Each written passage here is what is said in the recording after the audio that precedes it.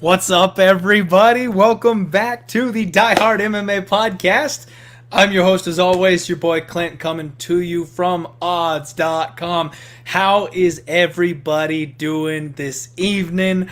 Oh, here we go. Best day of the week. It's Monday. It's breakdown week. We're coming off of a good fight night. Last week, we had a couple of fights fall off the card, and that was insanely disappointing to have such a short card. But you know what? It was a profitable short card, and it was a hell of a fun night of fights. There was actually a lot of action for however many fights ended up getting dumped off. I think we only ended up having 7, but it was a hell of a good time. Lots of fun action. So I'm going to do the usual thing here. Without this show, without you people, you fans, there is nothing to be said. So let's go ahead and get on with this bad boy. Mr. Anonymous, Deer Slayer, Ski, Rose, D, Sosa. We got Zabel, Tyler Hanna. We have, let's see here, a lot of same names here popping up. You people chatting in early. I love it. Martial Arts Fan. We've got Ed Burgerman. We've got Johnny Cardone, Point Unit. My boy, what's up, folks? Steve Sparks.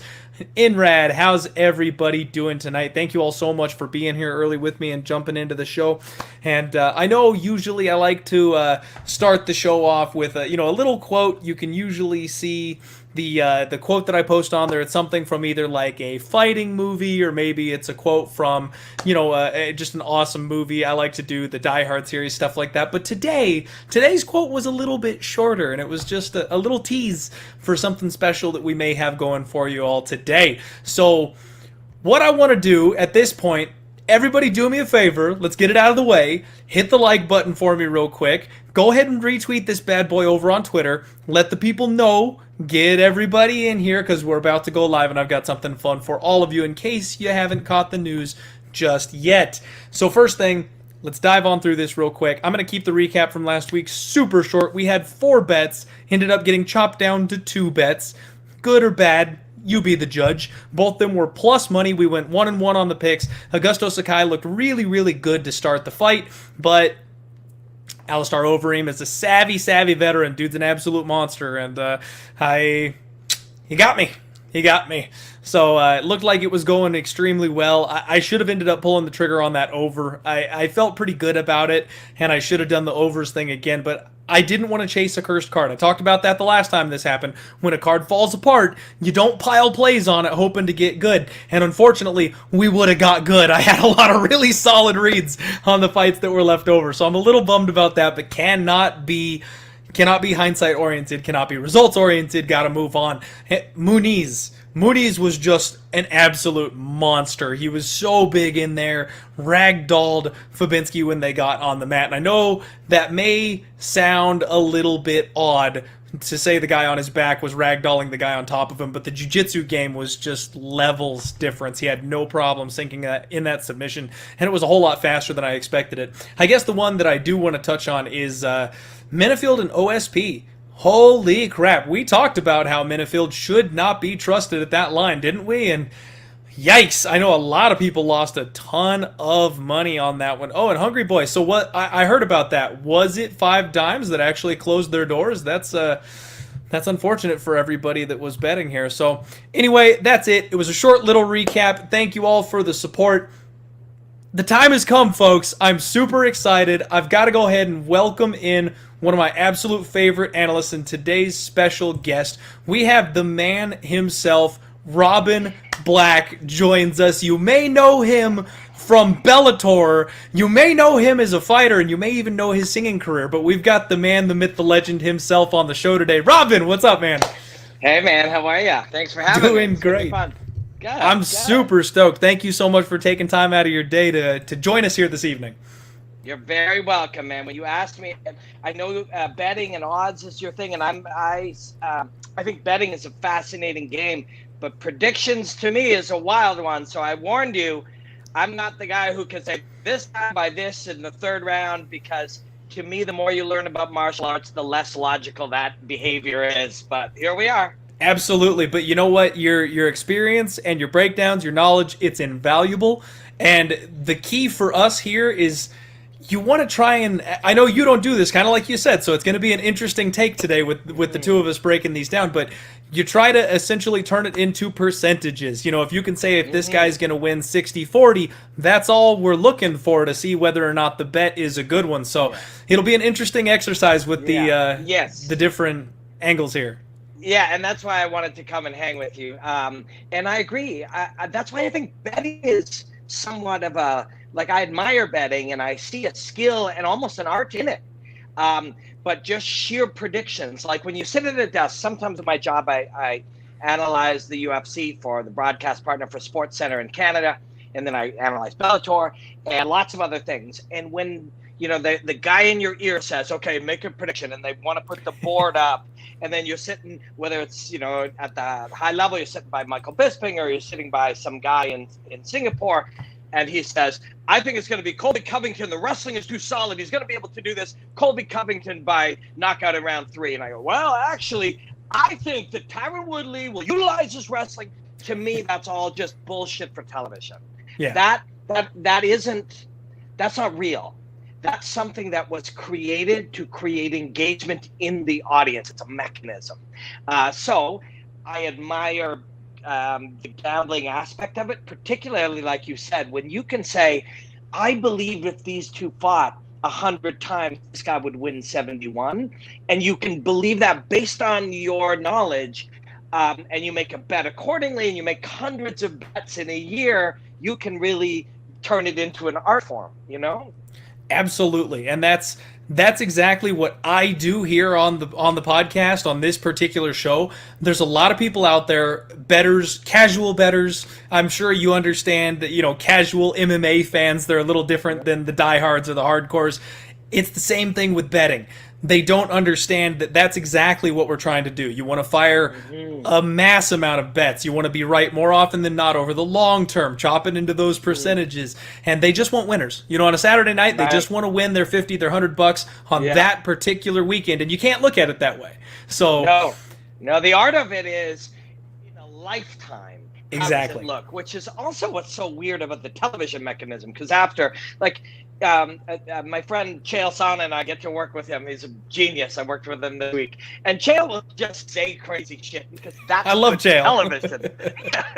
It's good television, right? He'll say crazy shit because his job isn't to make you money. His job is to create debate and engagement and entertainment, right? So Chael looks at it that way, but then Chael has a reputation as just being the worst predictor in the world. But to him, it doesn't care. He knows predictions are in single forms are nonsensical. But in, like you said, if you make 1,000 bets in 3 years and you are right 61% of the time, you're going to be pretty rich. Exactly. Yep, you know? That's where it's at. And, fun. I know we're on a little bit of a time constraint, so just so everyone in the chat knows, show Robin some love. You can find him over on Twitter and, of course, over on Bellator. We are going to try and fire through this UFC card. We have, I think, 13 fights on this one, so we'll get started here without going over the previous card or anything like that, just so we can save a little bit of time on that. Okay. Normally, and how do you like to do? Do you zoom in on the top? Do you like to go to the bottom? Do you jump all over? What's your process? So I actually really like to start at the bottom and work our way up. I think ending with a bang, ending with the main event, you know, if there's a couple of fights on the card that I know for people like you and I, there's always things to find that are interesting in a fight. But some of them, let's face it, are a little lower level than others and may be, to the casual perspective, boring. Yeah. You can spend a little less time on those and just kind of blow through them. And then we get to the chunk, the meat at the top, the last 3 or 4 fights, and we can dive as deep as you want to. Cool. Okay, let's play. This will be fun. All right, perfect. So, very first fight of the night is Khama Worthy taking on Ottman Azaitar. And those of you watching the show, I'm using Tapology here for the fight card because the UFC is slacking this week, and they've only got the 2 fights here on the list. So, it might not look as pretty, but this is what we're going with this week. Khama Worthy is killer, though, man. Tapology is that. Those guys are going to get you the best information possible, always. Absolutely. I use them religiously. They're one of the sites that I hang out doing all my research on to see the records of fighters, and I love that they show like the previous betting lines and stuff like that. Shout out to Tapology. You guys are doing good work over there. Yeah, always. So This is an interesting spot because Khama Worthy was basically brought into the UFC in his last fight against Luis Pena as a man, a dead man walking. No one gave him much of a shot against Luis Pena. They all thought that he was basically just a scrub to, kind of boost Pena up a little bit. And something that super happy for me here, Robin, we crushed Khama Worthy against Luis Pena. Nice. I made one of the larger bets that I've made for the year so far with him as a 2.5 to 1 underdog because we could see the areas of opportunity that people were counting out on his skill set. There's a sheer difference with him between 145 and 155. He is a different animal at 155. He seems to have more water around his brain, which with a little bit of durability, he can eat 1 or 2 extra shots, and then he's long, he's rangy, very talented striker. He's got underrated grappling, a good gas tank, and I know these are all overarching concepts, but that's the basis of what this man can do. He's definitely UFC caliber, in my opinion. Yes, and I'm glad. So when you say you made a big bet on him, let me ask you this: why? What was it that let you be able to not only be able to feel like, hey, in contrast or conflict with what the odds makers believe, I think more likely 7 or 8 times out of 10, this guy's going to win this fight on this night. What was that? Why was that? To give you a short answer to that, I think that Luis Pena is overrated. I think Luis Pena is a fighter that is serviceable, but a lot of fans, so here with the sports books, I'm not sure how in depth you go or on it.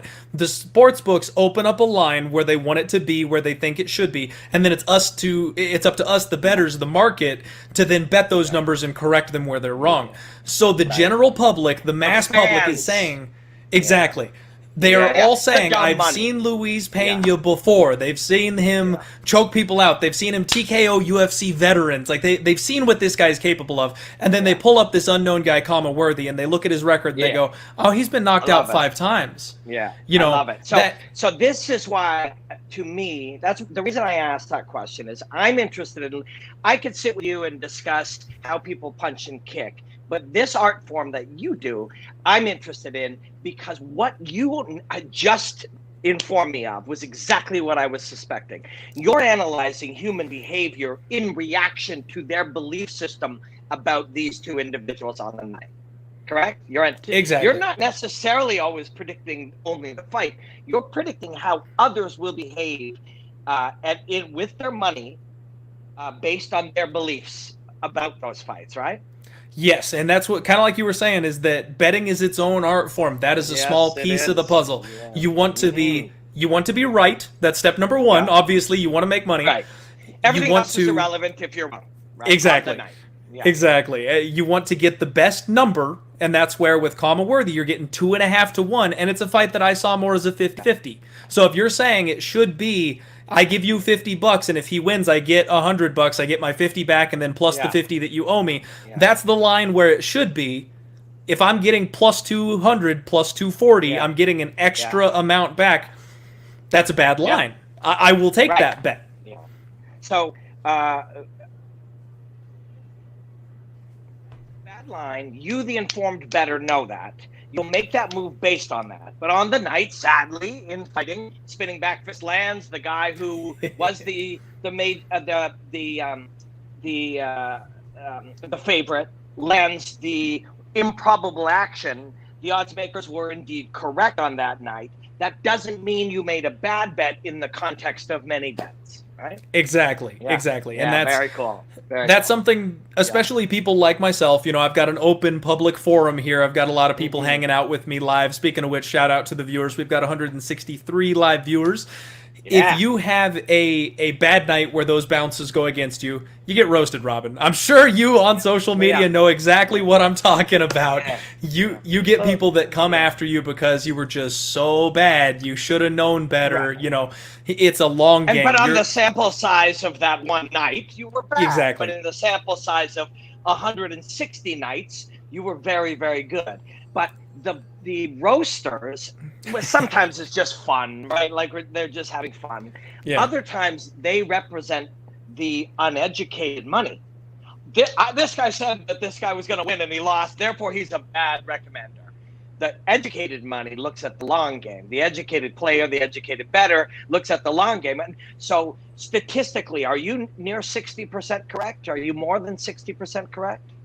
So I am actually running right around 50 to 52% correct. Yeah. But I'm a dog hunter, and I take those plus lines more often than not. So like that Khama worthy spot where we were getting 2.5 to 1, I am positive units. I am positive money.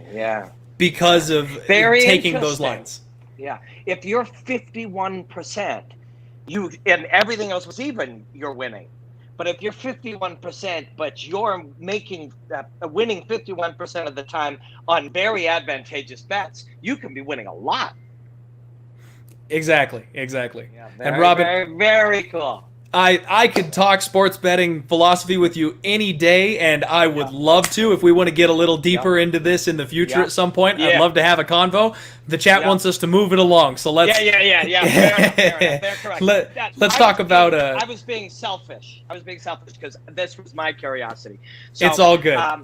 So Khama worthy on this night, we're expecting that he is no longer underrated. Yes. No longer underrated. And what does the line look like with him now? Well, great question, because in fact, he opened up as a plus 145 underdog again. Okay. He absolutely was not the favorite for this fight by the bookmakers. He is now a minus 135 favorite. So you have to pay $135 to win 100 should you bet on Khama worthy. He opened up as the dog. Everyone saw what he did to Luis Pena and now says we think that he should be the favorite. And the line continues to move that direction. And I'll be honest with you, Robin, I've gotten a whole lot of messages this week about how everyone's expecting me to go back to the well with Khama worthy because I hit such a homer. I hit such a homer last time with that line and that number. I'm very tempted to bet Ottman Azaitar. Because you must be agnostic, right? You cannot have affinities and start cheering for fighters because they won last time. I'm with you. I don't have enough sort of specific insight into these two or this matchup to be able to differentiate enough between them. But if he... very often when somebody overachieves, our expectation is that they will do it again or things went well. And this feels a lot more even to me. This feels like a much more even matchup to me. So if he's the underdog, I'd be staying away from that. But as far as a prediction for how this fight goes, I don't have enough information to be able to really anticipate it. Other ones, I can give you much deeper thought. Also, I have Tapology open to Covington versus Woodley, and I don't have that listed. I have first Jordan Espinosa versus David Dworak. Well, it looks like we may have had a miscommunication then, Robin. We are breaking down Saturday's Hill versus Waterson. Well, there you have it. Oh, okay. So, nice. Just for the people in the chat that are then asking, my thought process, it's totally fine if you don't have a breakdown for a fight or you don't have thoughts on it. We can move it right along. Let's move on. For this one, Ottman Azaitar, he's got unreal power. The dude's athletic, and he's got insanely accurate boxing. He hits right behind the ear every single time that he throws. And even though a guy like Khama worthy is going to have a bit of a height and reach advantage here, he absolutely has been knocked out 5 times in his career. He's undefeated at 155. That was a point I used in his last fight to buff him up here a little bit. But the fact of the matter is, you only get so many of those knockouts, And a guy like Ottman Azaitar has no problem knocking the heads off of 155ers. This, like you said, I think is a far more 50-50 fight. Mm-hmm. And I think getting dog money on Ottman Azaitar is going to be the way to go. And I think if money continues to come in on Khama, we may get a wider line. If we get Ottman Azaitar at plus 130 or plus 140, I think that's a home run of a bet, even if he doesn't end up winning, because we'll get that extra value on that dog side. For sure. And that's the way that I would lean with an undefeated guy who's been knocking people out at a high level in the Middle East as well as in his UFC debut. One thing I'll add, while we're talking sort of brand philosophies and how that's useful information, when we look at something from a martial artist standpoint, when we look at something, we tend to say, this guy's got crazy power, he's got unbelievable accuracy, he's got pinpoint, always, etc. those things are, again, kind of television mechanisms, and they're sort of a formulaic behavior that sometimes we take on and we think it makes sense, when in fact we are kind of being taught to think that way. Almost everything in fighting is contextual. So if I knock out 27 guys in a row, people would say, I've got unbelievable ability to knock people out, but contextual to their skill level, who they are. Now I go and I fight Uriah Faber. That's not going to be true. So a lot of the time, our tendency is to label these skills or attributes as they are definitive in a vacuum. This guy's got amazing takedown defense. This guy's got phenomenal kicking game. It's contextual. Your ability to kick is related to that guy's ability to move, to jam you, whatever. So we haven't seen him fight the highest level people. So our ability to really decipher how good he is limited. However, I agree with you on this one. You've got the undefeated guy coming off a big knockout in the first round of his UFC debut against a guy who kind of overachieved last time, who was the underdog. Now he's the favorite. Yes, I'm with you. Let's bet against Khama worthy. All right. I like it. So moving right along, we've got one of those fights that maybe we don't need to spend a ton of time on. Yeah. Sabina Mazo, 8-1, taking on Justine Kish, who is 7-2. And I'll be honest, I kind of like Justine Kish. She does have good Muay Thai. She likes to cut the cage off, which I always love to see as a sports bettor. When you're not chasing your opponent, you're stopping them from what they want to do. She attacks the low calf, which is always, again, that's become such a prominent weapon in mixed martial arts these days. The unfortunate issue is that she really struggles in those longer range fights. She's a little bit shorter. She's a little bit stubbier, I guess, for lack of a better word. And Sabina Mazo is so tall. She's so long. And she's got a really great jab. And then once you do get into that, I know you're all about ranges, Robin. When she gets in that mid to close range, she immediately whips that clinch onto you and starts firing away with knees in close. I think that Sabina Mazo is going to be all in or all out here. And I really don't see much of a path to victory for Justine Kish. Do you have any little nuggets of wisdom on this one, or is this another one you maybe don't? Yeah. So Kish is actually capable of very ferocious moments. She's mentally super, super tough. Yes. And again, it's contextual. So what I can do with my jab against somebody of a particular skill level does not define my jab. It defines that night in that context. And I think Justine is going to be capable of handling this girl. How it unfolds is, we will wait and see. But I think it's very, very, we haven't seen it. It's a small sample size. So to be able to compare their skills based on the opponents that they fought, Justine Kish is probably a lot better and a lot more dangerous, perhaps, than you're considering. And I only offer that so that if you are looking at that one with any uncertainty, either take a pass or play smaller, because I think Justine is a super fucking dangerous girl. And she has sometimes it's a simple, we look at a skill and we think that it is, again, in and of itself, a definitive skill when it isn't. Kicks don't win fights, humans win fights, Also, it's a sidebar, but it's an interesting thought. We will be just having a conversation, you and I, as little as 3 months, but certainly by 6 months, about how and why the low calf kick is no longer working. Because that's the inevitable result. You've seen this thousands of times. If you've watched fighting, Superman punch is great. But today, I would much rather have someone throw one at me than my coach tell me to throw one. Because they're easier to counter than they are to land. Mm. And that becomes true of every tool, every strategy, every tactic in every type of game of combat. And so the fact that the low calf kick, all that's going to do is change fighting to a point that 6 months from now, it will be no more relevant than a jab. The fact that there is a very vulnerable target now, that nerve in that leg we all know it. So as we are watching what happens on Saturday night, but coaches in labs have been preparing to hurt you, counter you, damage you, or make you get injured for daring to throw it at me. They've been working on that for 10 months, 15 months already. So that's already happening. But it is an interesting tool. But if you throw it on the more skilled mover like Justine, maybe she counters you and you get hurt. So I'd play a little more gentle on that match. Okay. Hey, I like hearing it because looking over at the betting line, Justine Kish is currently a 2-1 underdog. So she's being a little discounted in this fight, Yep. and I kind of discounted her a little bit myself. So, Yep. hey, maybe we revisit that one. And that's Yeah. kind of the nice thing, Robin. I love doing this show on Mondays because it gives me the entire week to, talk with my brain trust and go back and rewatch the tape and rethink Nice. things. So we can always change things throughout the week. Let's move this thing right along here. Okay. Next up, we've Keep got going.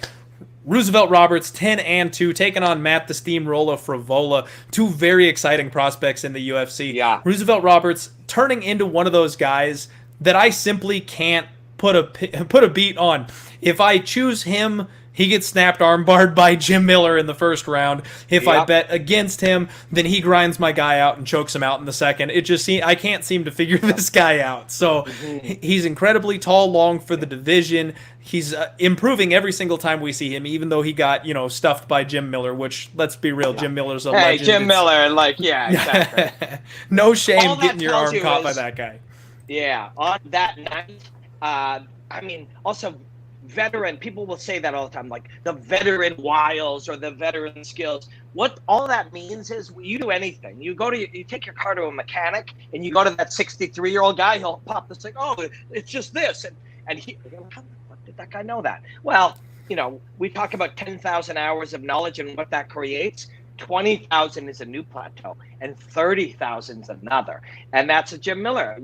You can be the most dangerous fights for some of these young guys are the Jim Millers of the world, for sure. But I really Absolutely. like Frivola. I really like Frivola. I think we don't bet, we don't guess, we don't anticipate, we don't analyze, we don't break down. Whatever you and I do different things within the same world, but we don't do it based on what they were. We do it based on what they will be on Saturday night. There is some knowledge to be taken from past performances, but every fight is a unique experience. And I know this sounds philosophical and bullshitty, but there's an old parable that says a man cannot step into the same river twice because it is not the same river and he is not the same man. Oh. In other words, it's great. I like that. Yeah. It's a nice one. Everything's fucking changing, always, right? So for that's why, again, I think betting is a fascinating game, a fascinating art. If we can be right 53% of the time, we're fucking rich. If we can be right 60% of the time, we're changing the world, right?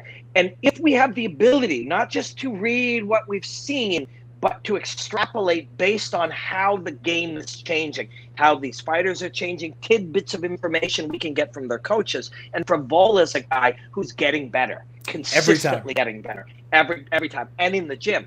So when I hear bits and pieces of him, he's an improving fighter where what we don't see, kind of shitty in a way, and it's shitty. It's a challenge for you and for your viewers and bettors because we don't get to see the real shit.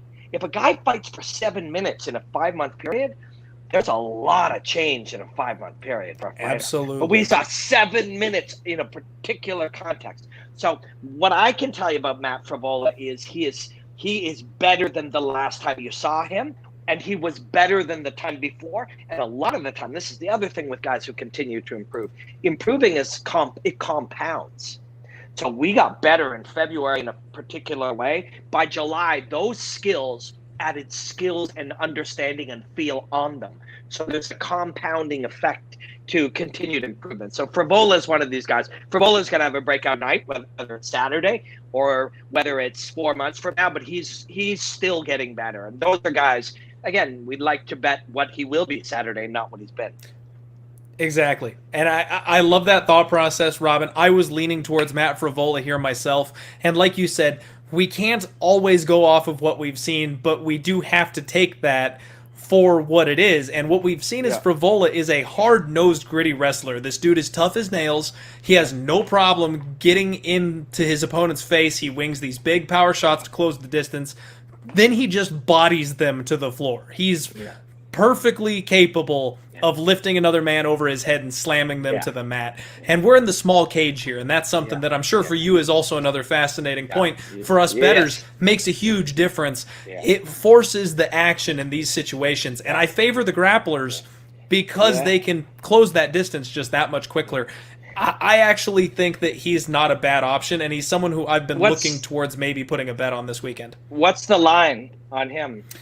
So this is roughly a pick'em fight at this point. A little bit of money has come in on Roosevelt Roberts. He's sitting about minus 120, minus 125 in places. You can get minus 105 and plus 100, so just even money or slightly under on Matt Frivola, which speaks towards that coin flip type of scenario like we talked about, that if it's 50-50, that's what the books are telling you that it is.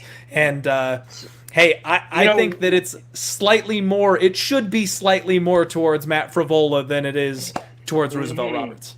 One last sort of thought, that really aggressive in your face, powerful shots, punches to get to a body lock or a takedown or to a cage. It's got a Jim Miller flavor to it, right? Like, so if you watch Jim, and although that was an armbar, if you watch Jim Miller fight this guy, that would be the fight I'm watching if I'm Matt Frivola. I'm looking to see, what's the dynamic of the bodies like. Also, back in the day, and a lot of times we have a tendency to create narratives I think are the bad word for it, where we create a narrative and we buy into ideas, whether they're true or not. We do that in anything that reports on television or the internet. It sells papers and it gets clicks and whatever. But the sort of the gentler version is we classify things, and we classify them we simplify them so that we understand them more, but we oversimplify them. But there was a term we used to use that probably came up with Jose Aldo and Rafael dos Anjos, which was the pressure fighter. We used big shots to push somebody back, always getting them to back up. Also, people always say, and this is a tangent, but people always say, why doesn't Jose Aldo throw his leg kicks anymore? It's easier for me to kick you when you're backing up. So it was a game of creating you to back up, and that allowed me to unload with those big kicks. People now have the answer to it to a little degree, particularly in the big cage. In the smaller cages, the idea of the pressure fighter, actually, it's a lot less range for the two of us to move until there's a vertical playing surface at your back. So it favors guys like Frivola. It can favor guys like Frivola, yes. Exactly. I like that, yeah. One final mark on this one. I always have to stalk these guys on Instagram, these guys and girls, Robin. We got to see where they're at mentally speaking. That's a whole different ballpark that we can't really get into, but mental game in MMA is tops. And then, of course, the physical condition they're in. Matt Frivola is in the best shape I've ever seen him in. He's been posting some pictures and stuff on Instagram. He looks like a complete monster right now. So I'm looking at going that direction. So the next two fights, you said, well, with the mental aspect of it, I think both those fights have big mental components, the next two. I agree, and I love these next two fights, Robin, because I've only got one bet so far on this card that I've actually locked in before the stream, and it's a parlay involving the next two fights. So I'm going to love what you have to say coming up here. And for everybody in the chat, we have arrived. We've got the first bet of the evening. We've got 209 viewers. I want to say thank you, each and every one of you. We've got the man himself, Robin Black from Bellator MMA, hanging out with us tonight, giving us unreal different insight than what we're used to. So this has been really, really fun. We've got Anthony Ivy taking on Brian Barberena. Anthony Ivy is a kill or be killed fighter. He literally has yet to see the judges' scorecards. He got stomped in his UFC debut, which normally speaking, when someone gets KO'd very, very quickly like that, I like to see them take 6 to 9 months off to go ahead and rest that brain, give themselves a little chance to recover. He's turning around in about 2 months. So he's coming off of taking a bit of a beating and diving right back in there, which I always see as a red flag.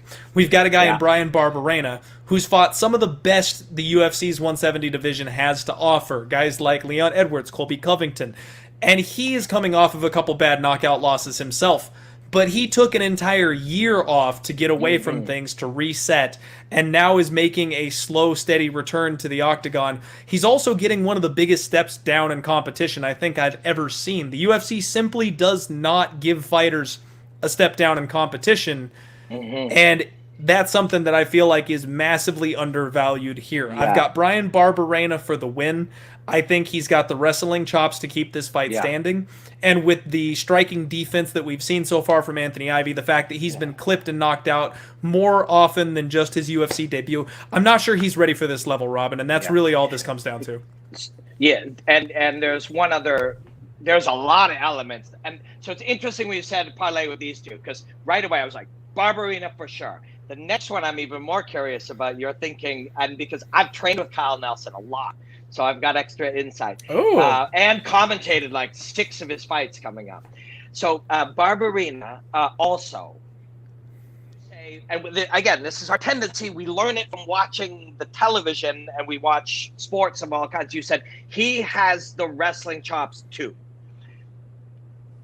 Whatever he had a year ago is significantly more. He also didn't take a year off and go to the beach. He took a year off and worked his ass off, right? And at a high level, high level. A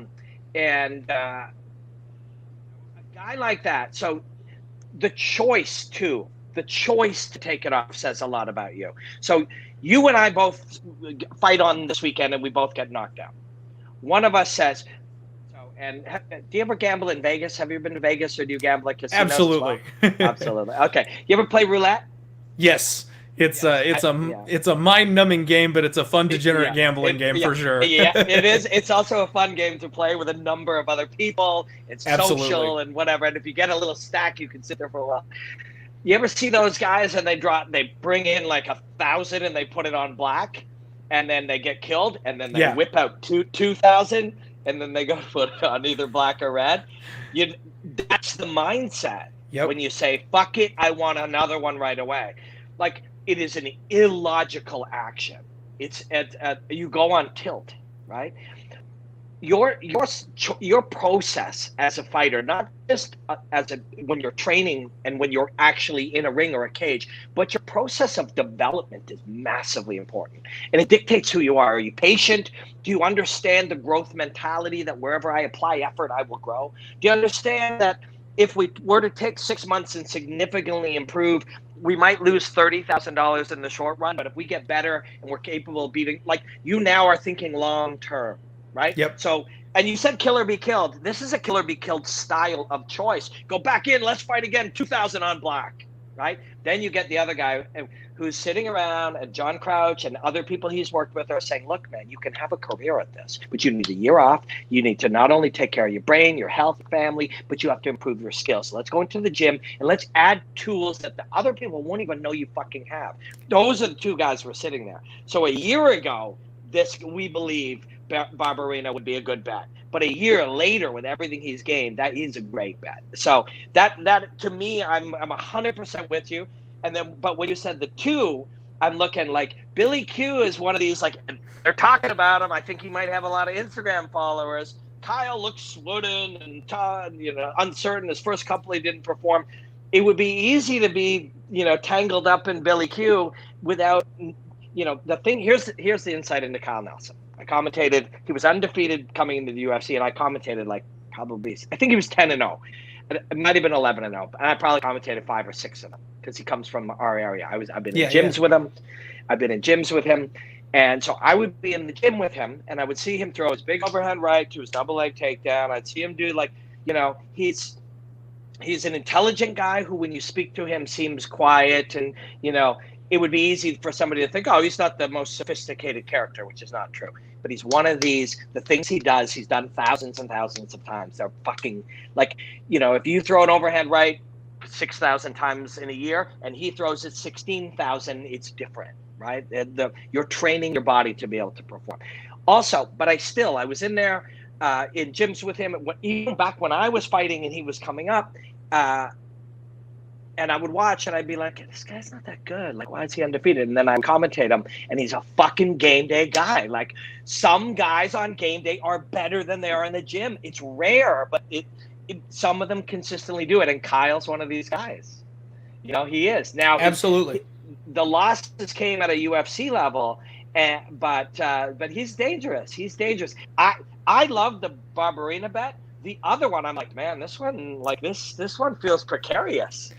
So the reasoning behind this, and I know, honestly, I like Kyle Nelson, and that's where, like you said before, in betting, we got to kind of chop out the fan aspect of it. I'm a huge MMA fan. I love Kyle Nelson. I've bet on him before. Like, he's a guy that I actually really like watching.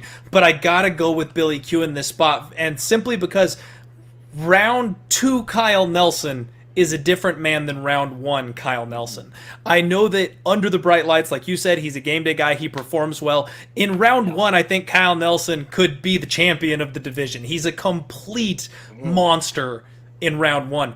But he struggles a bit with his gas tank. If he can't dominate the grappling, if he can't dominate the wrestling, he ends up gassing. He gets a little tired. He slows down. Billy Q is a kid on the other side of this thing who's shown nothing but durability, and he ramps his intensity up. So I think as long... Now, don't get me wrong. This is where, again, we're talking percentages. Yeah. Kyle Nelson could knock Billy Q out in the first round. Yeah. Absolutely. I'm going to go ahead and... 10 times. 1 out of 10 times, 2 out of 10 times, maybe. Exactly. I'm betting on the fact that Kyle Nelson is not going to get that first round KO, and Billy will force him to wrestle and scramble and drag him into the second or third round, and then be able to pull off either a late finish or a decision. So I like it. Here's, again, I'm thinking in terms of what's useful information for you in 100 bets. And one of them is, you want to soften your feeling, and so certainty is a really good thing. When you feel certain about something, or you feel like you have a strong opinion, or you've drawn a valuable conclusion, but that also can be somewhat preventative.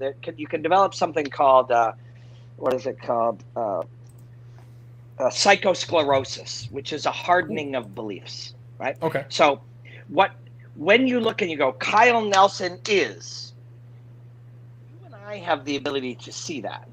So does his coach, his training partners, and him. So it is a constant game of where have the best martial arts. And so George St. Pierre is a friend, and I did a documentary when he fought Michael Bisping, and I traveled with him constantly. And so he's the best example of this, of course, but they all have some variation of this. George he takes so much joy when he finds a weakness or a flaw, right? Because now he has something to make him better. And most of these guys and girls are like this to varying degrees. So if you and I can look and say, this guy in round 3 is this, or this guy has trouble with this kind of thing, you best believe, and this may interfere with your short-term betting, but this will give you long-term power and knowledge. 5 years from now, your betting will be even stronger as you incorporate this thinking, is they are making the exact changes that you are studying. And if I fight, I start to, and this is the level of coaching that's going on. We start to make assumptions that he's going to have improved those things. So, and he will, and when I'm fighting you, and I know I've been weak in something. When we're preparing for you, we say, he will believe we are weak in these areas based on our last thing. Therefore, we'll develop approaches that may take advantage of that belief system. Sounds like I'm stretching it, but I'm not. This is 100% the level of coaching and improvement that's going on. So when we look at something based on the past, we say, oh, in round 2 this, or at distance this, and we find weaknesses, those are quickly shrinking up and occasionally even become ways to become strengths, even better. So, but I'm with you. I like your thinking on this. These improvements do take time. I won't be necessarily cheering against Kyle Nelson. We're not close friends or anything, but I have commentated a lot of his fights. But I will be sort of watching it sort of with that look, remembering our chat, sort of with an eye on, because I have a feeling you're already going to come in with happy parlay in your favor off of Barbarina. So I'll be looking at Billy Q to pull away in rounds 2 and 3 for you. Yes. I appreciate that, Robin. So that's my parlay. I locked it in earlier this week. I got Brian Barbarena tied up with Billy Q. Those lines have gotten a little bit wider, so I got it at a slightly plus line. Some other people will be getting it at a minus 110 type of price, because those two are the favorites, and I think a lot of people are seeing what I am seeing. So money is continuing to come on them. They're becoming wider favorites. The next fight up, we've got Frank Camacho, Brock Weaver. This one's super interesting to me because Frank Camacho is a guy who's fought an extremely high level of competition in the UFC, and his record shows it. He looks pretty bad because he's been fighting excellent fighters. So getting a huge step down here in competition, in my opinion, against Brock Weaver, who is a guy who's just raw. And I know we're simplifying things, but that's for the sake of time here. Brock has very, very basic striking. This man wins on will alone, in my opinion. He's really unbreakable inside the cage. And what he does is he takes everything that you've got, and then he comes back at you and continues to punch you in the mouth. And honestly, I'm very tempted to take a flyer on Brock Weaver here. He's a big underdog because everyone has seen that he's not quite UFC caliber in his skill set. He's a plus 185 underdog, so he's almost a 2-1 here.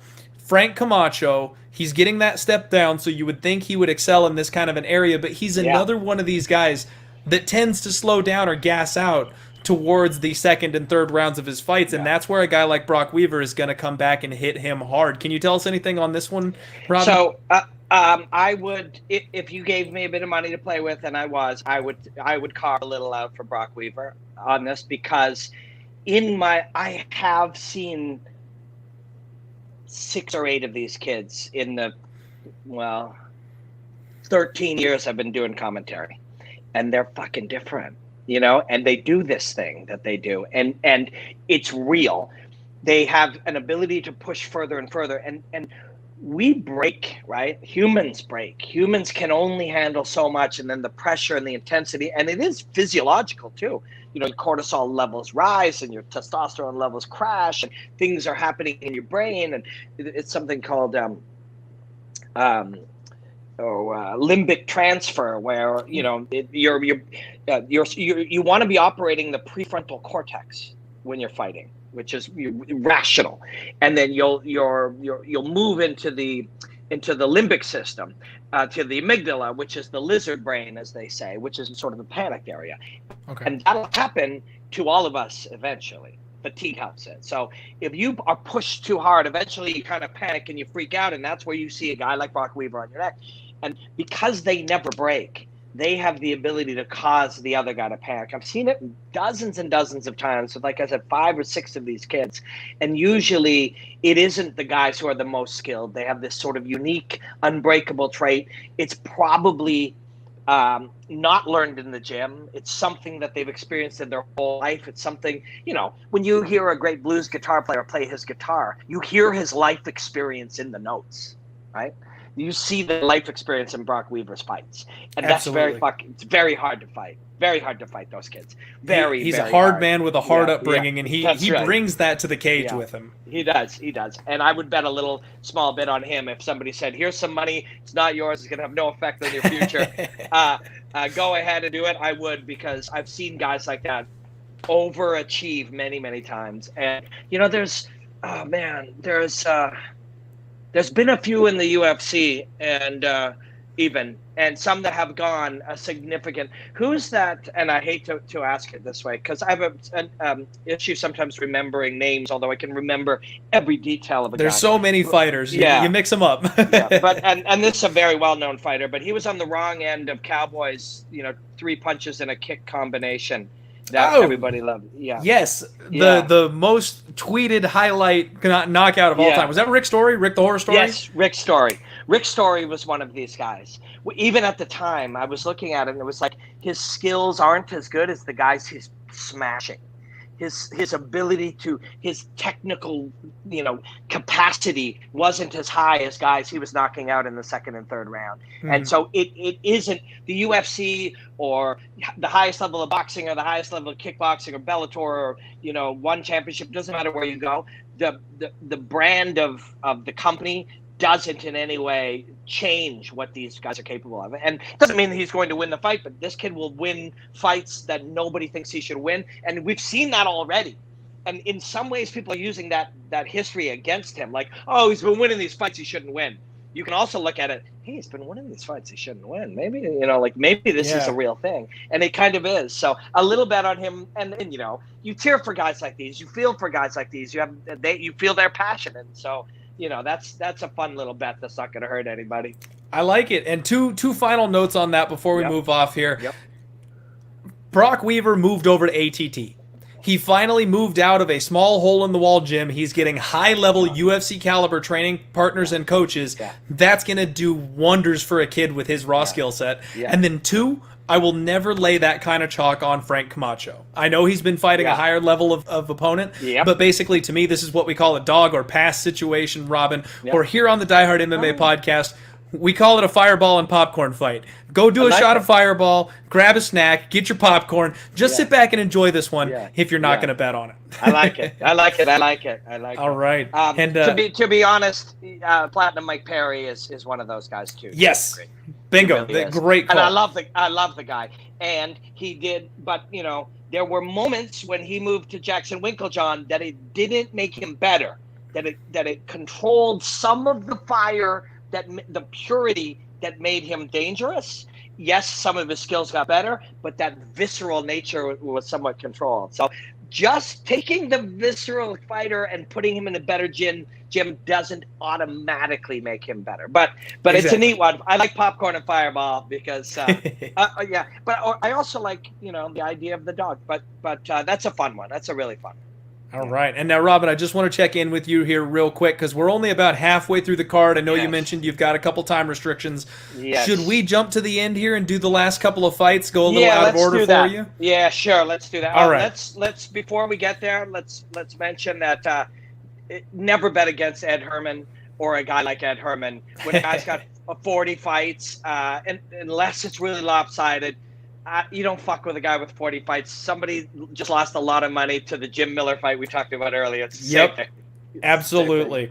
And you know what? My man Beach Boss here in the chat, got to get Robin Black a FAP shirt. And you know what? You're absolutely right, Beach Boss. Robin, I have a T-shirt that is the fireball and popcorn that I just mentioned with the logo on it. I'll have to hook you up with one. I like it. Let's. Do you want to do the co-main event and the main event, or do you just want to touch on the main event? Yes, I do. But I must admit, like, some extreme bias. I didn't even know we were doing this card, but I am wearing a Roxanne Modafferi. Hey, I love it. All right. Like I said, I thought we were going to talk about Covington, so this is a coincidence. But clearly, I'm putting my money on Roxanne Modafferi. Okay, I love it. So just real quick, I want to say thank you for everybody hanging out with us. We've got 235 live viewers at this point. We're going a little out of order, so we're off script this week. But we have one of the best guests in the business here, Robin Black from Bellator MMA, hanging out with us tonight.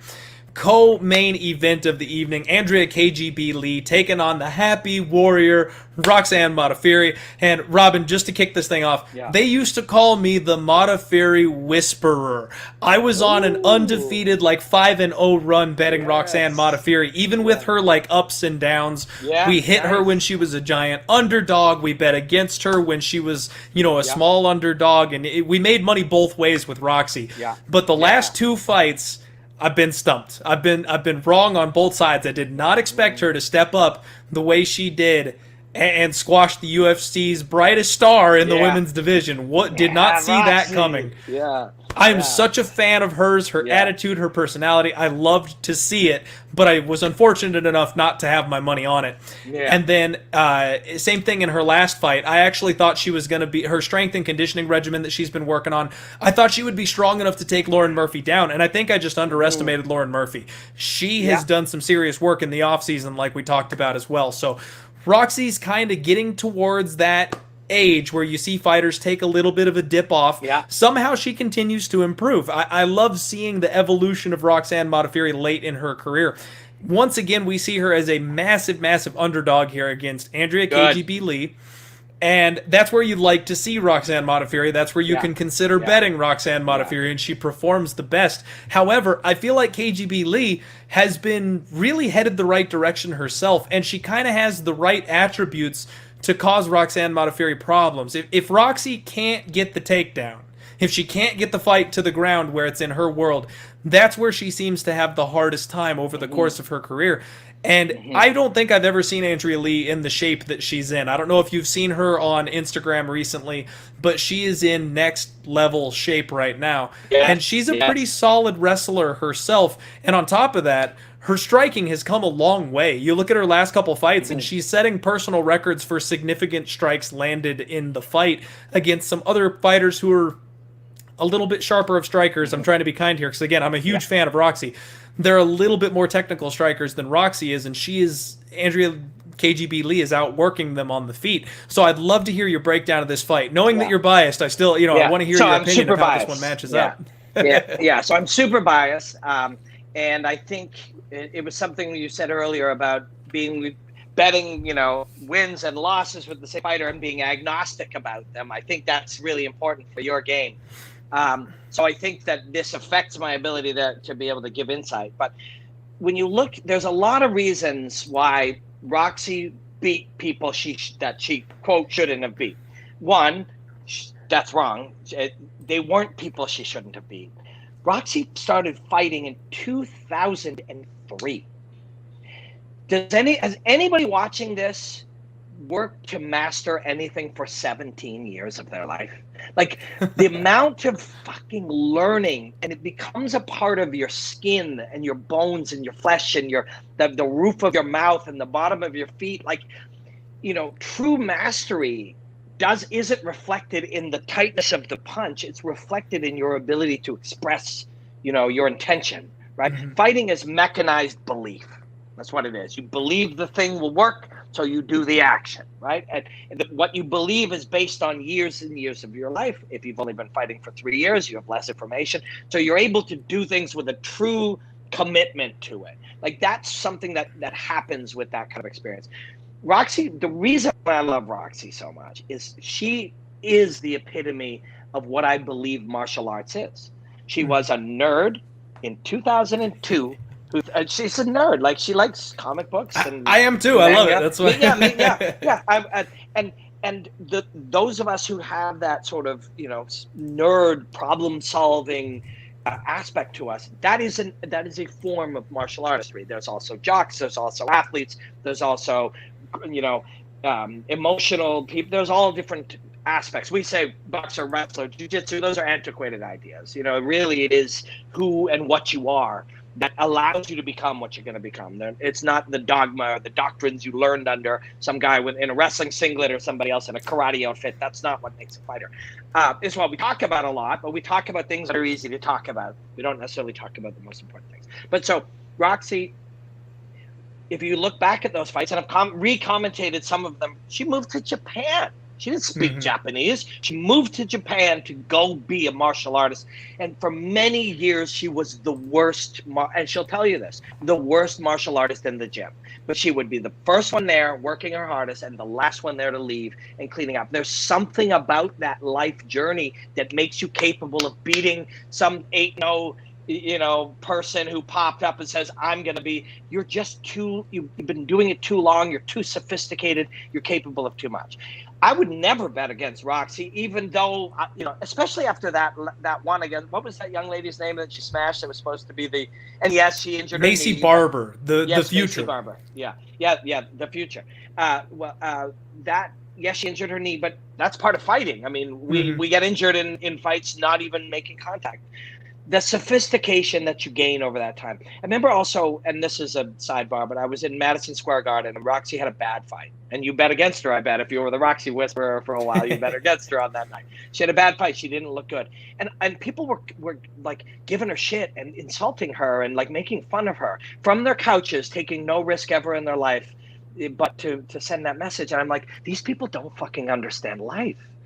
This girl, who was the worst martial artist in the gym, dedicated a decade and a half of her life to end up fighting in fucking Madison Square Garden against the highest level of athletes. This awkward, oddball character became a professional fighter and fought in Madison Square Gardens. And if you can't look at that and see the beauty and how inspiring that is, then you're fucking crazy. You're detached from reality. But so when you hear my admiration for her, I'm incapable of making it. And if I was sitting to do my job analyzing the UFC on SportsCenter and that came up, this is what I would say. I would just be truthful. This is why I admire. This is why somebody like this is so difficult to fight. The words that you hear often, people say, well, the intangibles. That's a TV word for the shit we don't know how to explain. That's what that means. But they are more important than classifications that we invent. Who's got better range management? Like these things we call intangibles are much more important. This is also the difficulty in your art, and also why I say the television game of predictions itself is so illogical. Not betting. Betting is not illogical. It's a full art form. But just making the prediction is that the most important variables are unavailable to us. Does either of these two have bad diarrhea since the weight cut? Because if that's more important than how they defended takedowns 3 fights ago. Did either one of these two just get a call that their mother was in a car accident? Because that's way more important than how one of them did. Like, all of the most important variables are unavailable to us. Now, you must act as a bettor, just knowing that's true, but not having it affect your thinking, because you cannot know it, so it cannot affect your thinking. But you also must know it. But as the predictor, these are the things that on Monday morning, and as an analyst on Sunday morning, that will be the important things. Was somebody's grandmother killed in a car accident tonight? Yeah. Because that changes everything. But so all of those things make it very difficult for me to be capable of honestly analyzing a Roxy. But like I said, my job is not to create some scoring system of analysis. My job is to enrich the viewing experience for the audience. Absolutely. But so if it's me, I'm betting on Roxy. But Andrea Lee's a very, very dangerous fighter. She would be smart.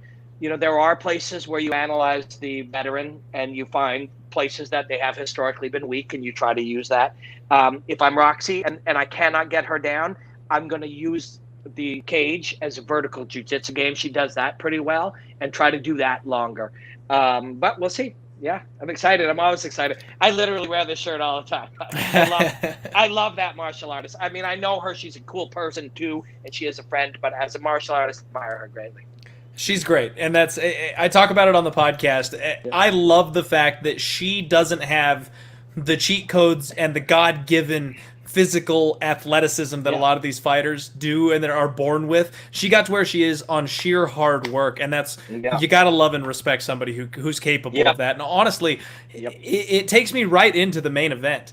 We've got Michelle Waterson taking on Angela Hill, and both of these women, very much not maybe to the extent that Roxy does, but both these women are just grinders. They're, Michelle Waterson a little undersized. She's got a little more athleticism, sure, but she's always been the smaller fighter. Angela Hill, she's another one who's late to the show, but she's just been a little bit longer, but she's been grinding, man. Like, she is just now coming into her own at 35 years old, as opposed to being a 28-year-old phenom. I love this main event, and I'm super torn on what to do here. So we've got the Karate Hottie, we've got Angela Overkill Hill, and I do just want to go ahead and point out that one extra point of motivation, that for those of you who don't know, Angela Hill is going to be the first ever black woman to be featured in a UFC main event.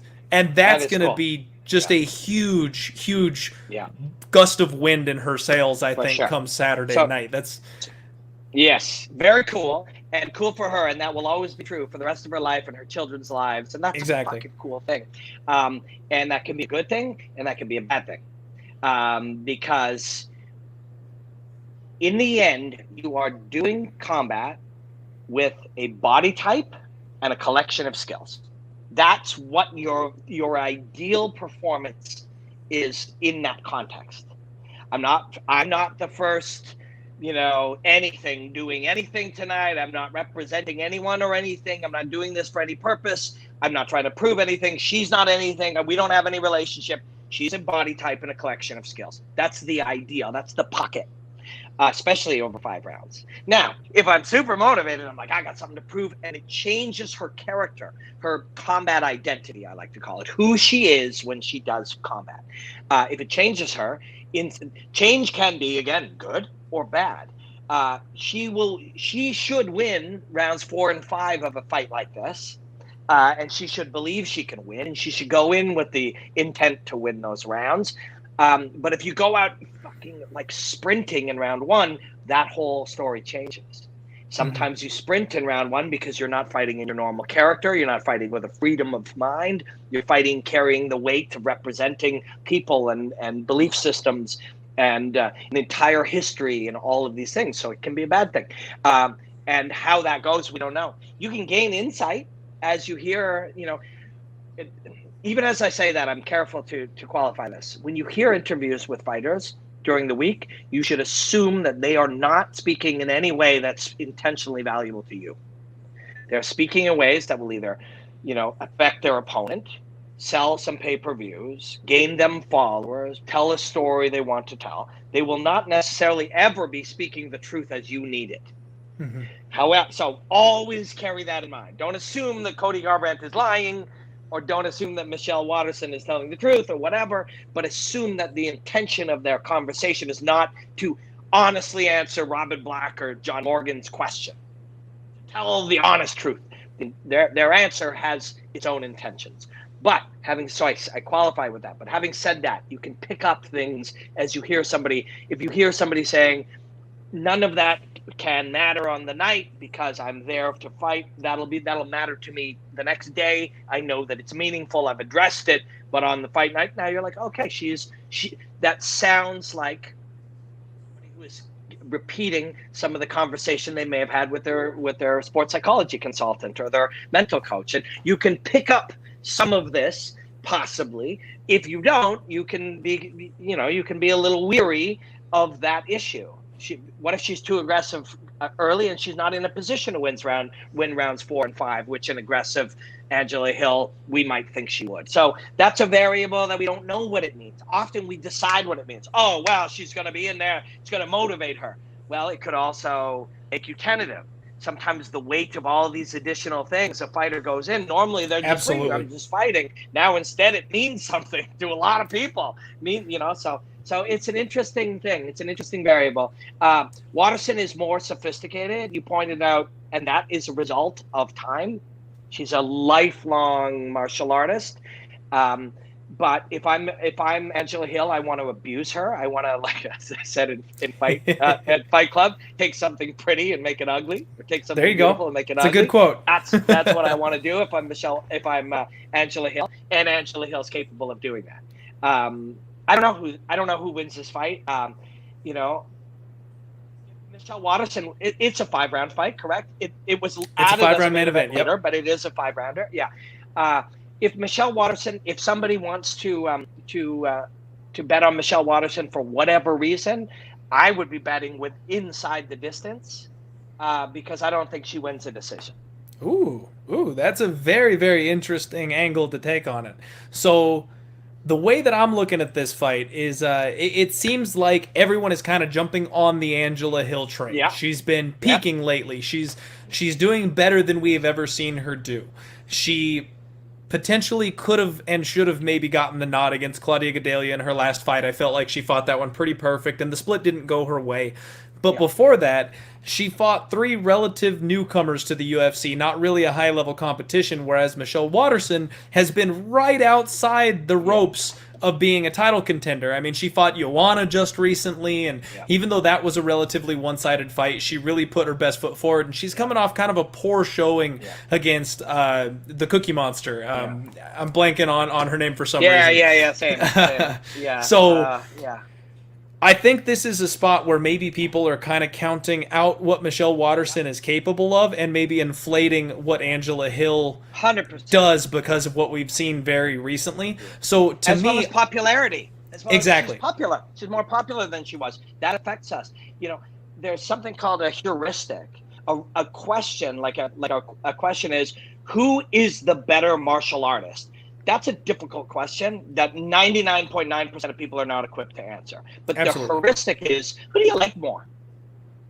That's the heuristic that we kind of adjust in our mind. And for a lot of people, it's Angela Hill. Although the Karate Hottie has a killer nickname, she's aesthetically beautiful. She's likable.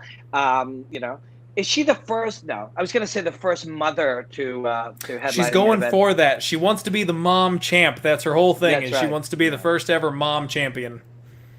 Yeah, I like her too. I think she's a sophisticated martial artist. I think if she wins the fight, it's because if she's winning in round 1 and 2, she'll improve, and again, it's one of these things. The context of how Angela Hill's skills is not contextual against the karate hottie. It is contextual against the opponents that you've seen. So sometimes when you put people together like that, one of them is significantly better than the other in a scenario like this, and more with women than. And I've seen big bets that people make on women because there are bigger lopsided differences in skill, less Absolutely. knockouts in some cases. But if Michelle Waterson is winning, she's winning soundly and she's finishing the fight. That's what I'm thinking. Oh, and you shouldn't say can't win a decision. If she's winning the fight soundly and cleanly and kicking Michelle and kicking Angela in the head a lot, and she wins by decision, it's because Angela Hill was tough as shit and survives it. Or Angela bullies her and wears her down and slows her down and roughs her up. Both of them are possible, and if they fought 10 times, one of them may happen 6 and one of them may happen 4 or 7 and 3. Absolutely. And you know what? Inside the distance is just like picking the winner, Robin. We're looking at percentages and how often do you think it happens. For your guess of Waterson inside the distance, you're getting about 4-1 on that proposition taking place over a 5-round fight. So I don't hate it.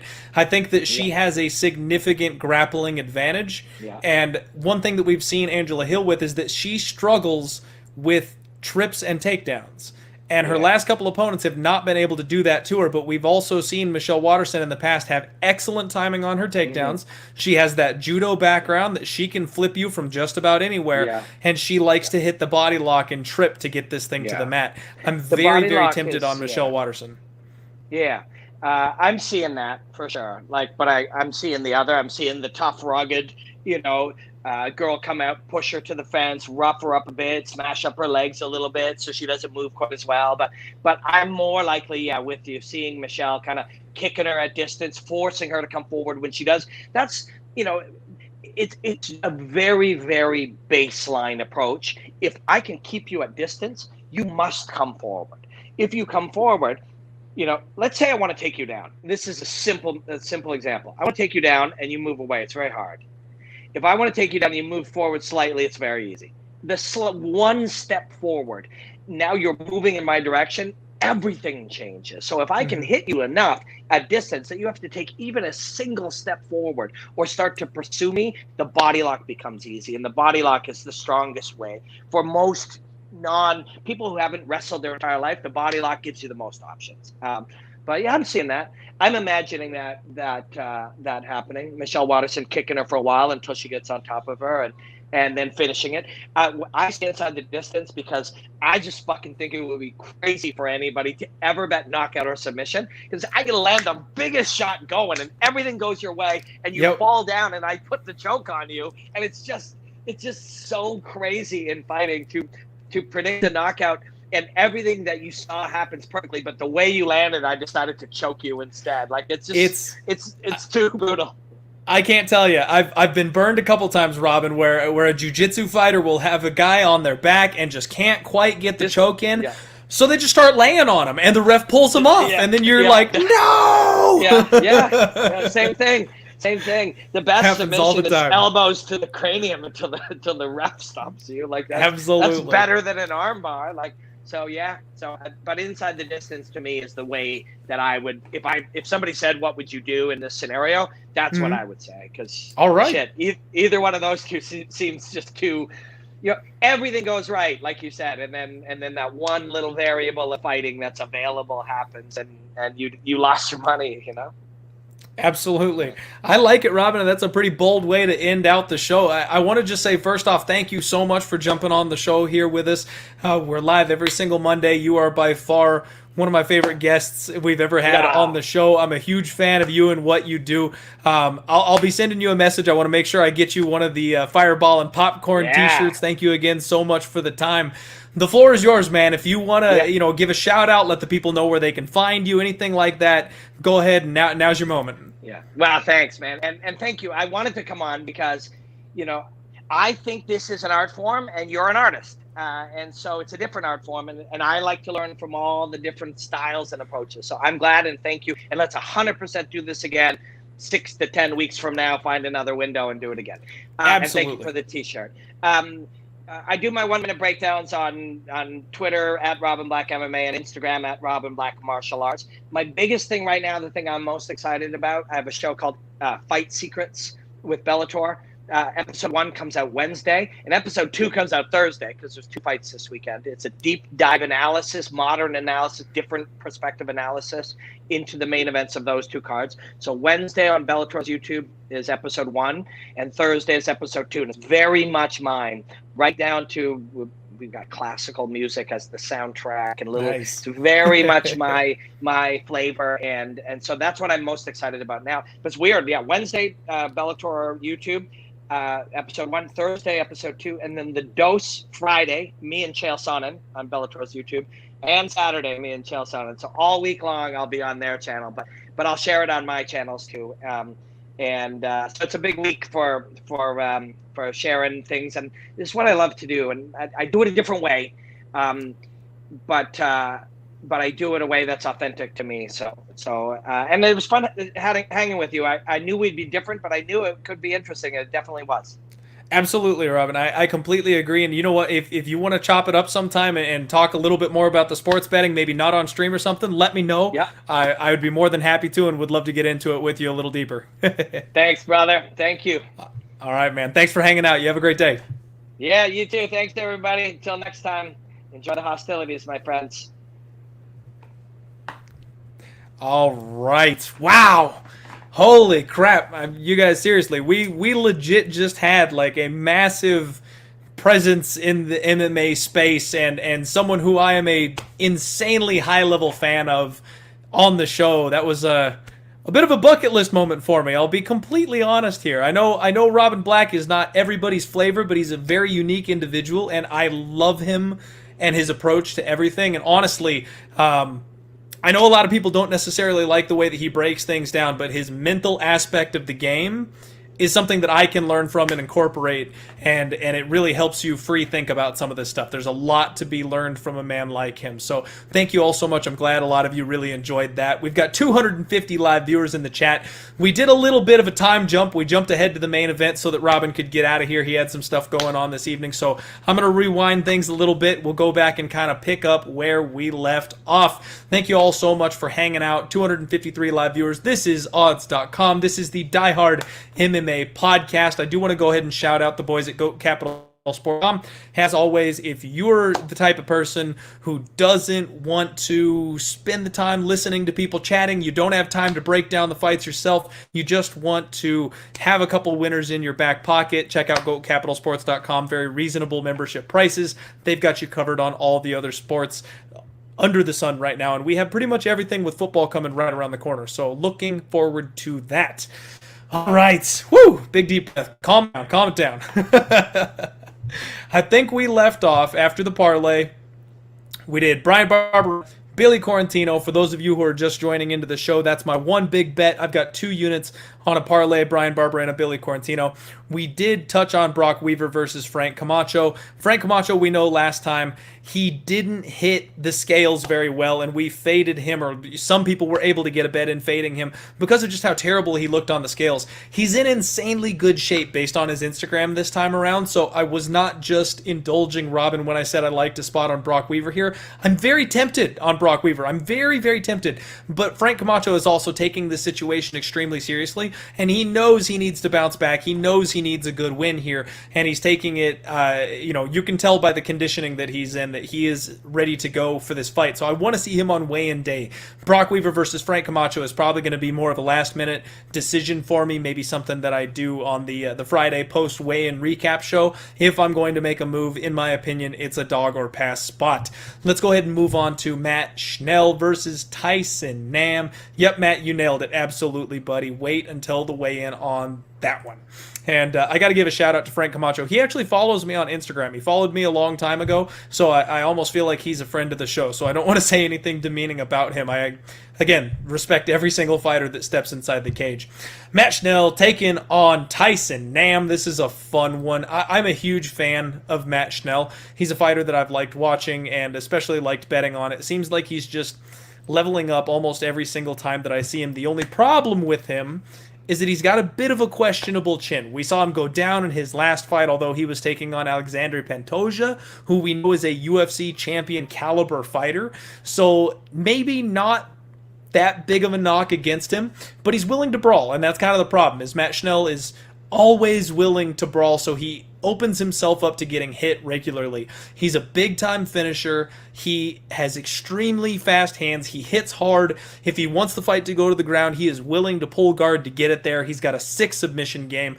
I love everything about Matt Schnell, and on top of that, he moved over to Fortis MMA. So he is now at a, I don't want to say better camp, because he's one of these guys that's kind of hopped from good camp to good camp to good camp, but he's sharpening himself. He's got one of the best coaching minds backing him as of right now, so I love that move for Matt Schnell. He's taken on Tyson Nam. Now, we cashed in on Tyson Nam the last time out. He was one of those the angle fight night bets that we made because it just was the perfect place, the perfect time, the perfect line, and we crushed it, which, by the way, I'm very, very sad. The angle has not presented itself in quite some time. I was hoping with COVID it was going to be something that popped up a little bit more often, and it's kind of dipped off a bit, so we're going to keep our eyes out for that one. He's a very forward-stalking pressure fighter. He relies on his power. That's the big thing with Tyson Nam. He has a lower volume. He gets outstruck by every single opponent he fights, but he lands that bomb. And that's all he looks for. And that's where he's fighting against a guy that we've seen open himself to getting hit. He gets clipped. He gets put down. That's the game Tyson Nam plays. So this is going to be a firefight, and it's going to be a question of, will Matt Schnell be able to finish a guy that's made out of iron like Tyson Nam, or will Nam be able to clip him with a big, big bomb? And I saw somebody ask here, under 1.5. You know, I've got my Total Madness show coming out later on in the week here at odds.com, but honestly, I would be leaning under here. I'm very, very much looking for this fight not going the distance, or maybe an under. I think they've got the line set at 2.5. I'll look into that a little bit later on, but I think an under here is an extremely solid play because Matt Schnell, like I said, he's a finisher. He can finish this fight from anywhere, and the way he brawls, the way he brings the fight to his opponent, that's exactly what Tyson Nam needs to shine.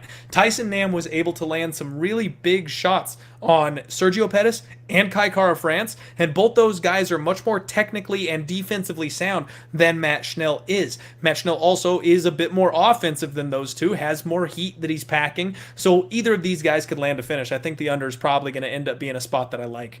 I like Matt Schnell a little bit more than Tyson Nam because I think he's the more well-rounded fighter, but I think the under might be the play.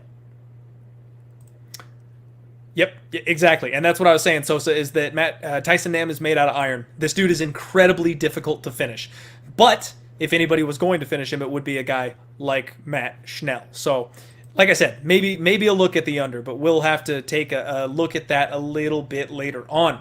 Moving on, we've got Julia Avila, the Raging Panda, someone I'm a big fan of, love that fight name, taking on Sijara Sarge Eubanks. This fight is one that got put together after both women had an opponent pull out, so they're kind of scrapping it against each other to make things better, and this line has me just, I don't know what to do with this thing. So I'm not a huge fan of Sijara Eubanks. Y'all know that. You've been hanging out with me. You've been hanging out with me a little bit. You know that I do not like Sijara Eubanks. She cost me some serious money. The only win on Betch Correa's record in the last 5 years is Sijara Eubanks when I enter in a big fat parlay. And Sijara Eubanks has a Brazilian Jiu-Jitsu black belt, although she doesn't really show it off in the cage very much.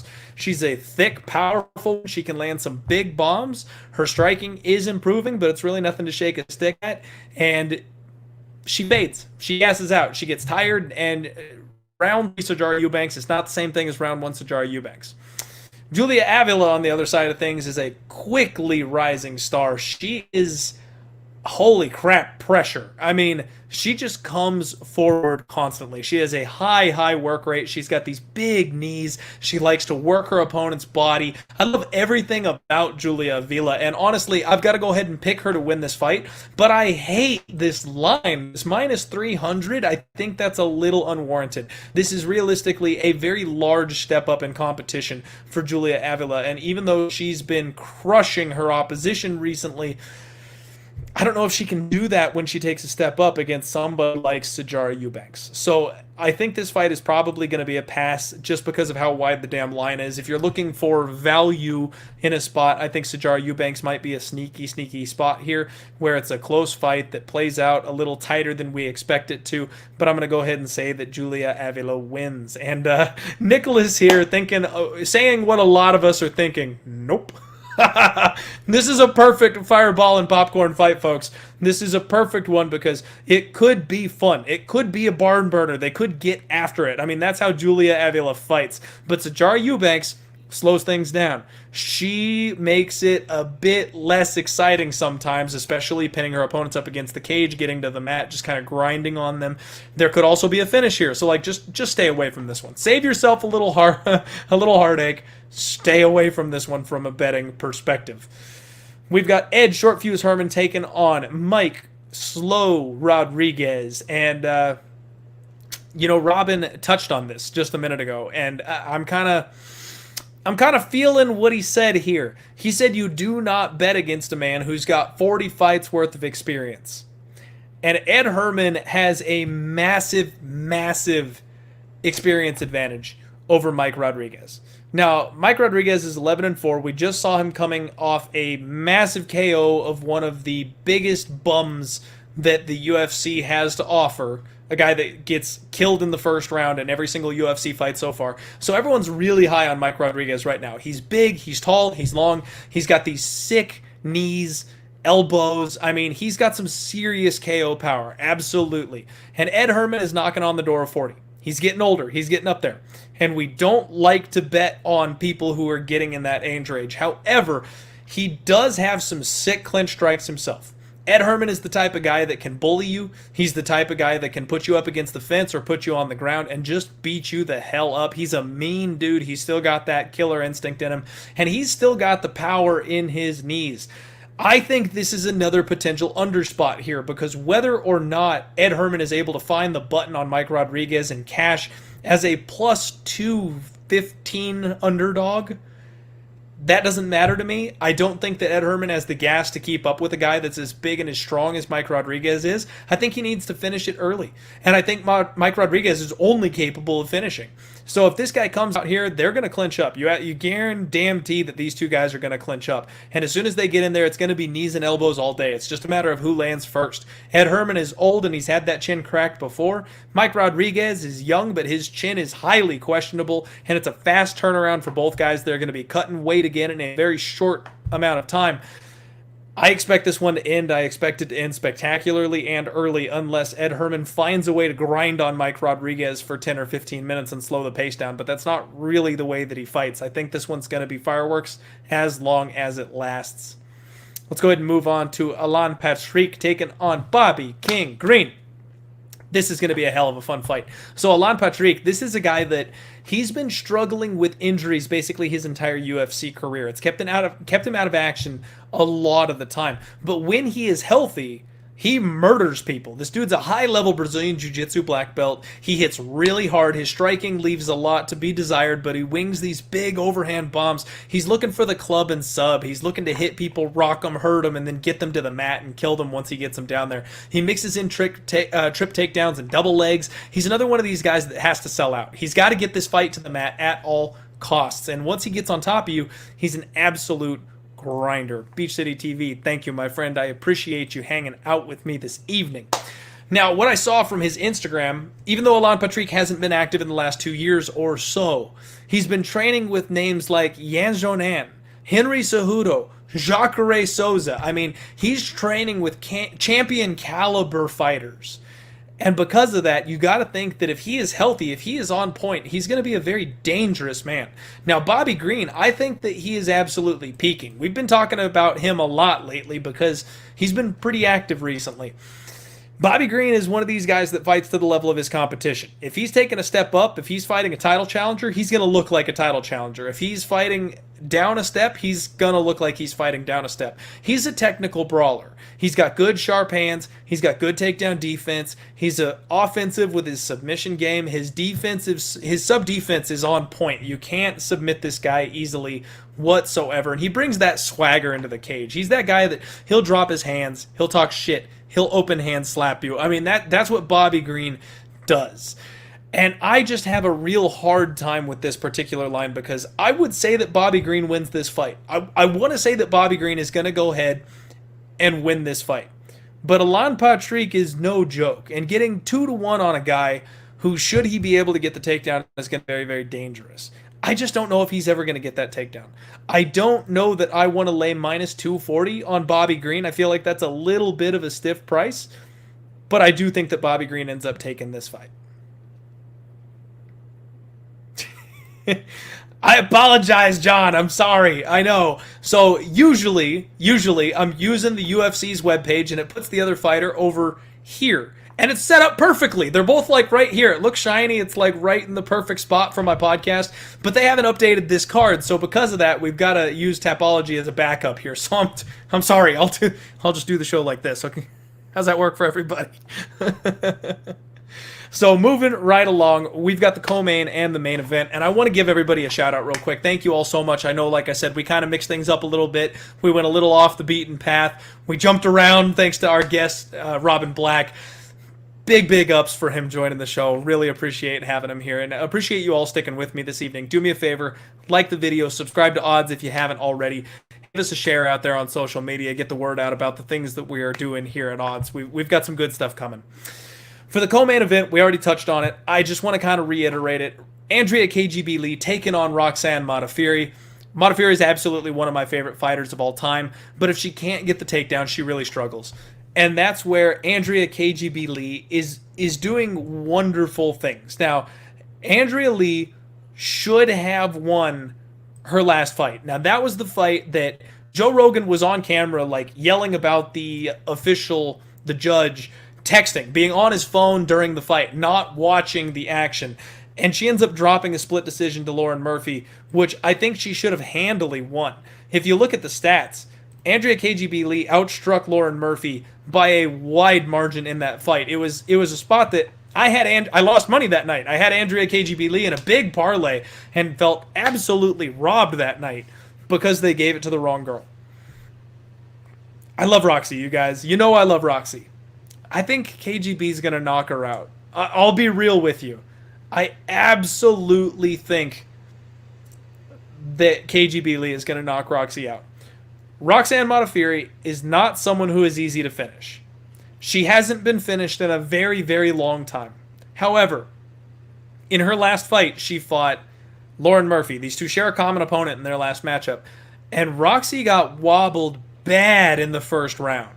Now, I know Lauren Murphy packs a punch, but Andrea Lee went toe-to-toe with Murphy, and they duked it out for a full 15 minutes with Lee landing bigger, more powerful, harder shots. She had Murphy's nose busted up within the first minute of the fight. If Roxanne Modafferi isn't able to make this an ugly grappling match, I think KGB Lee is going to put her down. Yeah, my boy Bufo knows what's up. It's been a while, buddy. Thanks for joining the show. I appreciate you being here. I just don't see it happening. Like I said when I was talking with Robin, it's hard to bet against Roxanne Modafferi. I love her, and it's hard to count her out. She always finds a way to pull through. She always finds a way to win when you least expect it. And she's been alternating wins and losses recently, so if you follow history, she pulls the upset here. But I just don't see it. So if you look back at Roxy's record, her most recent wins came over Macy Barber, which we talked about. The knee blew out, the injury. How much of a factor did that play? We never will truly know. And then she beat Antonina Shevchenko, which that's the big one. That's the one we cashed on with Roxy in a big way. But even with Roxy doing what she did, that fight was a split. It shouldn't have been a split. That was more bad judging. But Roxy took out an opponent who had the perfect weakness for her to exploit. Beyond that, it's been Sijara Eubanks, Jennifer Miller, and Lauren Murphy that she's lost unanimously to on all parts. You could take Andrea Lee by decision and just count that Roxy's chin is going to go ahead and hold up here, and you're still laying minus 175. Everybody knows that that's really the more than likely path here. Now, what I would say is that Andrea Lee inside the distance is far more worth a couple shekels of a sprinkle, just because we've seen that damage start to waver on Roxy. We have seen her durability start to take a little bit of a step back. She is not a spring chicken anymore. She is 37 years old now, and she's inching ever closer to that 40 where we really start to go against people. And Andrea Lee, she's in a good place. Mentally, physically, everything. She is in a good place. It's a split simp decision. And you know what? VCR, there have been a lot of people that come on this show that have called me a simp incorrectly. You've identified it, my friend. I simp for both of these women. I'm a huge fan of KGB and Roxy, so you nailed it, my friend. This is absolutely a simp split decision for me. But I'm going with KGB Lee here. I think she gets it done. And we talked about the main event. I gave my thoughts on it. I do just want to touch on it a little bit for those of you jumping in here. Michelle Waterson, I think she's a little bit underrated because of a recency bias. Angela Hill, I think she's a little overrated because of a recency bias. And I think that this is going to play far closer than people are expecting. Now, it does look like there's a little bit of buyback on Waterson. She peaked up at about plus 125 a little earlier today even, and now she's back down to even money. I think we are going to see this all week. I think this line is going to roller coaster. It's just going to do this because people are seeing different paths to victory for both of these women. And hey, Carter, saying friends don't let friends bet on women's MMA. This is ladies' night, folks. There's a lot of women's MMA coming up on Saturday. It's going to be a good card. My question is over under 3.5 fights that we lose to COVID, because we got a 13-fight card, and are we going to get 8? Are we going to get 11? Where are we going to end up on Saturday? I have no idea. This is a really fun fight night. Thank you all for sticking with me once again. I apologize for it being a little bit random. I'm going to run back over my thoughts just rapid fire real quick so all of you tuning in late get that action because I know a lot of you missed it. I'm going to follow the Bet MMA tip site rather than... you know what? Never mind. Let's go back over here in the actual fight order so people get it right. We've got Khama Worthy, Ottman, Azaitar. I know everyone's expecting me to bet Khama Worthy. I am leaning more towards the undefeated Ottman Azaitar. His precision, his power. I think that means a lot, and the fact that we're getting dog odds on a guy like that, I think that's maybe where we need to go, rather than expecting Khama Worthy to go ahead and step up again. Sabina Mazo, Justine Quiche. Robin gave some very sneaky thoughts on Justine Quiche being able to surprise everybody here. She's a 2-1 dog, so maybe a sprinkle there, but I'm not planning on touching that one. Roosevelt Roberts, Matt Frivola. I've been looking at Matt Frivola really hard all week, and I'm very tempted to bet him, especially after talking through it with Robin Black. That one might be a play that I'm making. Brian Barberena parlayed with Billy Corntillo is currently my only actual bet, my only action on the card for 2 units. That's right. We're going hard on that one. I think both those guys win by destruction, quite frankly. Frank Camacho, Brock Weaver. Small, ever so slight lean to Brock Weaver. I want to see what he looks like. I want to see what Frank Camacho looks like on the scales. And then I really maybe want to trust in Brock Weaver going over to a gym like ATT and getting just that slight little level step up to go with his ruthless offensive pressure. Lean to Matt Schnell on the next fight here. Lean to the under on Nam versus Schnell. Julia Avila versus Sajara Eubanks. Definitely no bet for me, but leaning towards Julia Avila. Mike Rodriguez, Ed Herman, big lean to the under on this one rather than picking a side. Logic would dictate that Mike Rodriguez is going to be the younger, bigger, stronger fighter and be able to KO the elder statesman. However, Ed Herman is one of those guys that still packs a punch, and Mike Rodriguez has a lot of holes in his game that can be exploited. So a little dog shot on Ed Shortfuse, not a bad way to go in my opinion. Alan Patrick taking on Bobby Green. I like Bobby Green. I'm going to look at him to go ahead and get this one done, although I kind of hate the price tag. I'm not sure I like it on this one. Definitely Andrea Lee for me here. And then slight lean, ever so slight lean to Michelle Waterson, probably passing on the main event as a whole. This is a card that's full of landmines, folks. We're going to have to be very, very careful. We're going to have to pick our spots extremely carefully. You could get a lot of action down on this card, and some crazy shit is going to happen on Saturday. I almost guarantee it. That's the show, folks. My name is Clint. This is the Die Hard MMA Podcast, and this is Odds HQ. Throw us a subscribe. Hit the thumbs up button. Thank you all so much for hanging out with me this evening. I really appreciate it, and I'm sorry I didn't get to interact with the chat as much as always. Y'all know when we have a guest on, I like to dedicate my attention to them, so the chat takes a little step back. We do have another guest for next week. However, I think you'll all be very, very pleased when you see who it is. Actually, let me double check the UFC schedule. That might not be next week. I'm getting my my shows mixed up here. So after I said the show is over, I'm floundering here a little bit and having some more info for you. So UFC Fight Night, Covington versus Woodley. No guest. No guest for that one, I don't believe. And then we do have a guest for UFC 253. I think that's how it works. I'll have to go back and double check.